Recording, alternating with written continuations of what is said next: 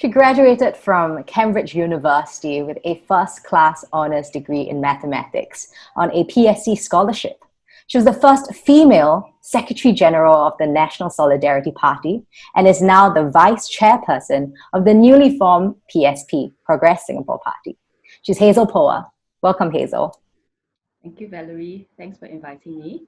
Thank you for joining us. So I'll just kind of get started right into it. And this question, I hope you don't take offense. It's a lot of people have been asking me. You seem to be party hopping from Reform Party to NSP and then to SDP and now PSP, right? So will you stay in PSP for the long haul? That's the question. Okay, firstly, a factual correction. I was never part of SDP. I volunteered for a while. Yeah, but I was never. I didn't join the party. I would say that I'm finding my way because I have certain ideas of what are the changes I would like to see, and so for me, it is a matter of going where that road leads me.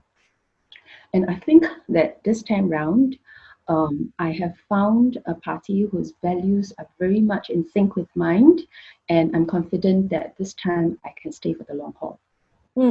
So when you say values, can you expand a little bit more about it? What is it? Yeah, I think the one that most attracted me is to put national interest ahead of party interest, because that was actually what started me off in politics in the first place. When I first started having this idea that we need an alternative for Singapore, it started when the HDB upgrading was linked to votes. I'm not sure if you're aware of that. You might be too young to be around when that happened. Well, but at that time, I thought that, to me, it was clearly putting the party interest ahead of Singaporean interest. And that made me very uncomfortable. And I started thinking that, okay, if that's the way it's going, then as a Singaporean, as a voter, I need to start protecting my own interest. And therefore, it is imperative that an alternative party be formed. If we assume that that's what's happening now, that the party's interest is held over the national interest, this would still create a justified end in some ways because, we see that everything in Singapore is still going on quite well. Nothing's broken. Everybody likes what's going on. The COVID response has been pretty great. So given that, whatever that's gone on before, we've come to a pretty good state. Where does PSP come in? Okay, I would say that I wouldn't agree that everybody thinks that everything's fine. I mean, of course, there will be those who thinks that our current situation is great, and that's fine, But at the same time, we do have segments of the population that do think there are areas that we can improve on, and I think that's where PSP comes in, to offer an alternative view and alternative solutions, and then it's up to voters to decide. So can I understand exactly what is this alternative option? Like, what exactly is PSP trying to stand for? I understand that there's, progress with compassion. What exactly does compassion mean? I think it means being less focused on just economic growth, but also to have more emphasis on our social development as well, and adopting policies that are more social oriented, more people oriented. Do you have any examples of these policies? Yeah. Right, like for example, reducing income inequality, and and putting more effort into developing our local enterprises instead of just taking the way that it's far easier, more efficient to attract MNCs to invest in Singapore. That is a faster way of growth, but at the same time, it doesn't develop our own local expertise. So adopting a more longer term approach and more in the interest of local people and businesses. So when you say that there is, income inequality, that's one issue, what exactly are the policies that PSP will try to push in Parliament if voted in? Right. Okay. Obviously, reducing income inequality can come in different ways. It can come in actually social housing. right, where you subsidize public housing, and that reduces inequality in a way. And it can also come in higher subsidy for healthcare and education. And also, we are also looking at a living wage policy to make sure that, you know, anybody who does an honest day's job can earn enough to live in dignity. So when we look at all of this, it sounds like there's more cost. How do we ensure that, you know, this cost will not be transferred to the taxpayers, to the consumers, to your everyday person who's already concerned about bread and butter issues? Well, I think you have to look at it in terms of where that money is being used and where the money came from in the first place. Now, Yes. Firstly, we do have quite a lot of healthy surplus over the years. And, you know, our NIRC, net investment returns contribution, right? Yeah. Only half of it is being used. And so there is room for greater contribution from our sovereign wealth fund towards funding national objectives.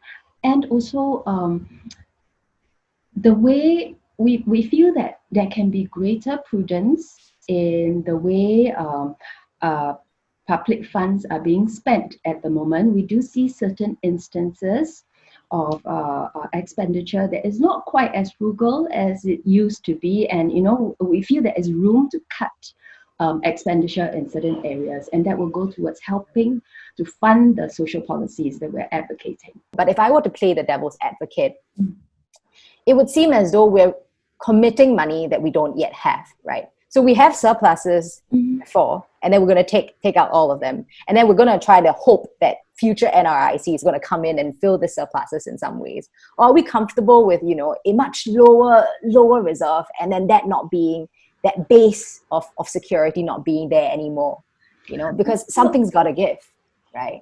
I feel that in terms of like, what is a suitable level of national reserve is something that we need to take into, you know, we need to compare it with what I might call household reserves, right? I mean, on the one hand, you have the government savings, and then on the other hand, let's look at the people's savings. Government reserves are built from taxes that they collect, right? GST and so on and so forth. So it is actually a transfer of household reserves into government reserves. And I feel that the two ought to be balanced.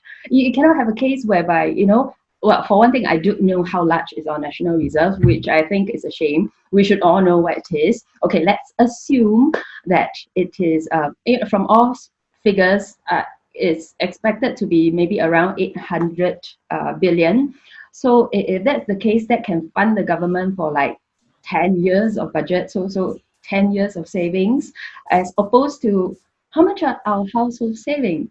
I believe there's a recent survey from a bank that says household savings, most of them are unable to survive for more than 6 months. So I feel that really there's a very, very stark contrast, and really we ought to review the way we're building our national reserves vis-a-vis our household reserves. I think that's a very interesting way of framing it, to even talk about this indicator, right? What is the runway for the average, or even not average, 20th, you know, percentile, the bottom 20th percentile, if we want to, you know, really be keeping in line with our aim to think about the marginalized people, think about their household reserves, think about the runway that they have. Okay, then with that, I'd like to move on to, you know, switch up the gear a little bit to talk about other issues as well. What is PSP's stance on 377A? Within the party, we also have very different viewpoints, just like, you know, in the Singapore society. There are those who feel that it ought to be repealed, and at the same time, there are those who feel otherwise. So I think as a whole, we would like to leave it to individuals to have their own positions based on their own conscience and values, rather than imposing a party stand on the members.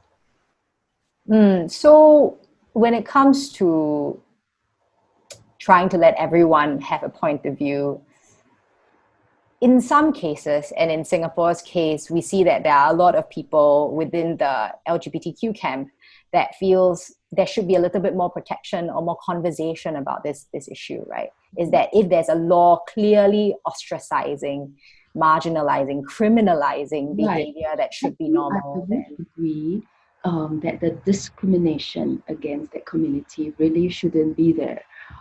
It's just that this whole debate actually drags in a lot of other issues as well, and it is not purely about the discrimination. Yeah.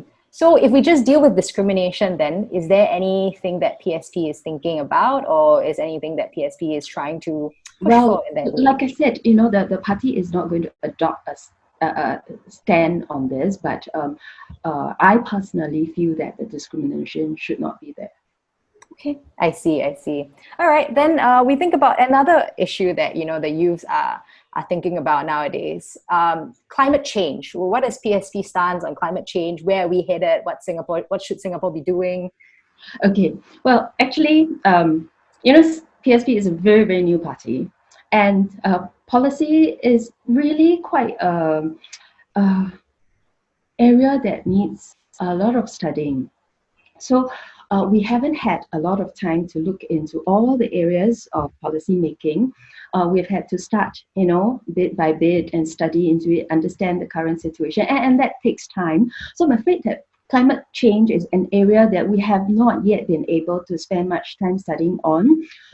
Although in principle, we are all in support of adopting greener measures, but exactly what those are, and because this is also an area where there's also quite a lot of controversy, right? With every measure that is being proposed, there'll be a camp that points out, what are the problems with that particular measure. So it's still something that we're debating on, but we do agree that there should be greater disclosure, on, for example, the efficacies of whatever measures that have been already implemented, and also, coming out with regular reports about the progress. Yeah. Okay, that's interesting. All right, so now we kind of have run a little bit short on time, so we're just going to kind of end off with a few questions. This is also going to be hard, so I'll let you know. It's, how do you feel about Mr. Lee Hsien Yang joining the party, because that's the talk of the town right now? Well, I mean, of course, from our perspective, we are rather excited and happy that he is joining us. He will really give a boost to the party. But I think on the question that is on everybody's mind, which is whether he's running, that's not something that we are able to give an answer to right now. Okay, thank you. Yeah. And the last question to wrap it all up, it's the question that everybody has been asking me, or at least what I've been seeing online, when I go online and I look at the chatter around election, is there's a lot of three-cornered fights.